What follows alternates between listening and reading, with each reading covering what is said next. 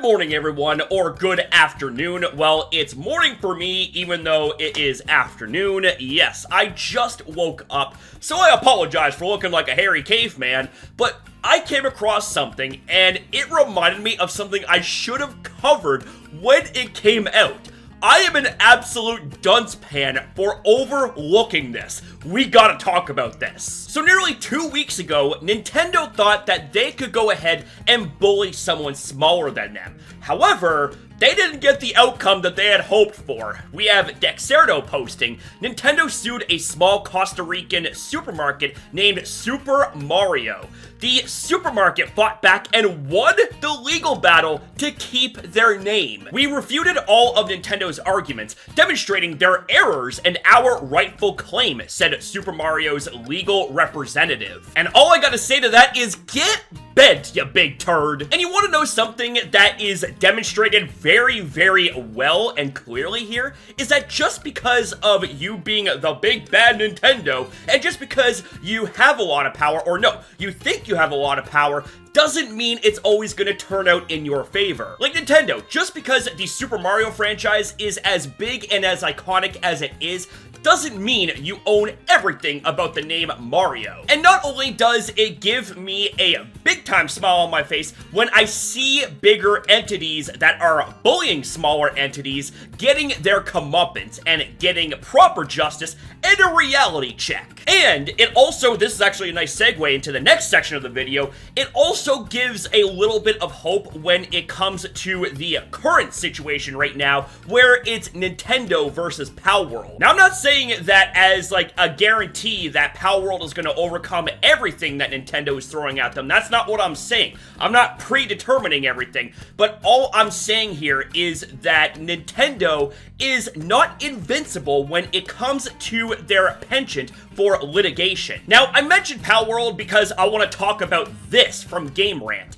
Nintendo obtains new anti-Palworld patent and seeks even more. So, yeah. Suffice it to say, this whole legal battle between Nintendo and Palworld is far from over. Nintendo has secured what appears to be an anti-Palworld patent in the United States. This development suggests that the company's legal dispute with the Palworld maker could eventually go global. In September 2024, the Pokemon Company and Nintendo filed a joint lawsuit against Pocket Pair, alleging that Palworld infringes on multiple aspects of their intellectual property.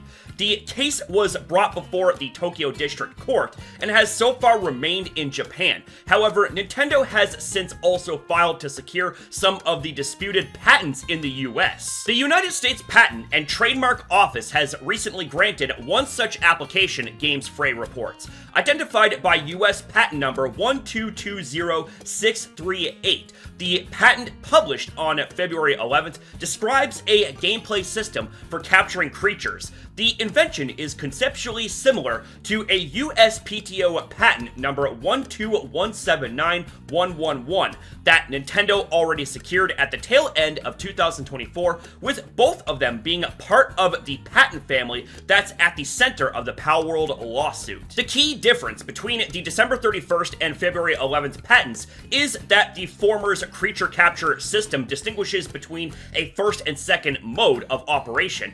It describes one screen for aiming a device like a Pokeball and another for capturing or battling a creature on a dedicated field. In contrast, the newly secured patent attempts to avoid this distinction by using different terminology, like replacing the phrase field character with virtual character. Game Fray's patent analysis Florian Mueller notes that Pocket Pair could argue Palworld's creature capture mechanics don't fit the dual mode terminology from the older patent, which might be the reason why Nintendo has now moved to cast an even wider net by patenting a more abstract system. In a prior statement to Game Rant, Mueller characterized Nintendo's Palworld lawsuit as a clear-cut case of bullying.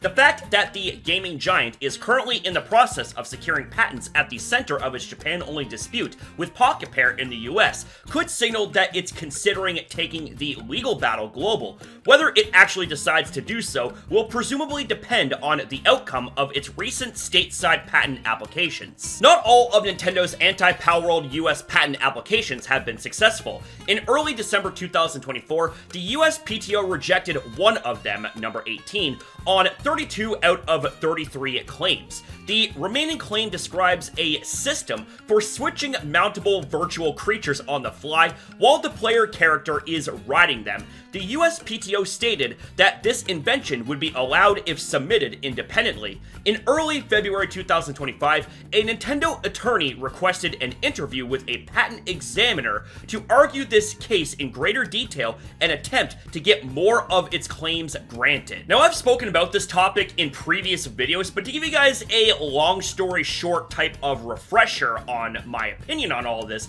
I think all of this is stupid. I think all of this boils down to Nintendo being petty and mad and in the feels just because Palworld had a successful launch last year. Like, Nintendo, imagine going out of your way to try and patent such broad and vague game mechanics like riding on a creature for transportation. There are countless games out there that involve that game mechanic in some way, shape, and form. And need I remind you that if you are to go off of this logic of being the most popular to do this idea, or be the first to do the idea, and therefore no one else is allowed to do it, you are going to hurt the gaming business in an irreparable way. You are stifling creativity, and you are stifling potential for those game mechanics and features to be used in different ways from different perspectives in different games.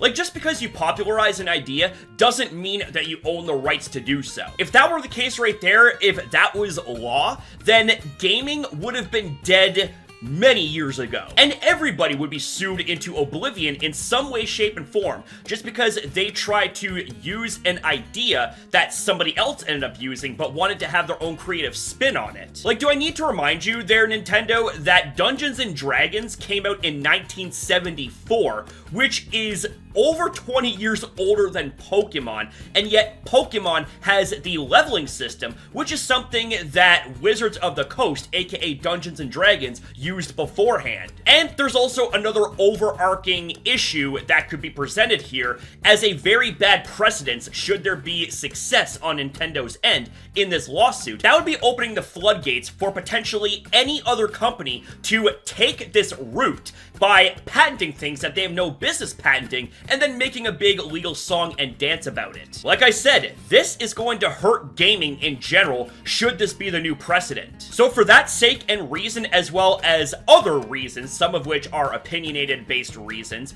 I hope Palworld ends up winning against Nintendo. But if what we talked about at the beginning of the video is of any indication, hopefully that can be replicated here in Palworld's case, because it shows, once again, that just because you are big and powerful, or that you think you're big and powerful, doesn't mean you're infallible. It doesn't mean that you're immune to consequences of your own actions. But with that being said, ladies and gentlemen, let me know your thoughts about this in the comments down below. Don't forget, I love each and every single one of you beautiful legends that gives ya boy a chance to inspire and entertain you guys in some way, shape, and form. Thanks for watching, and I'll see you guys in the next video.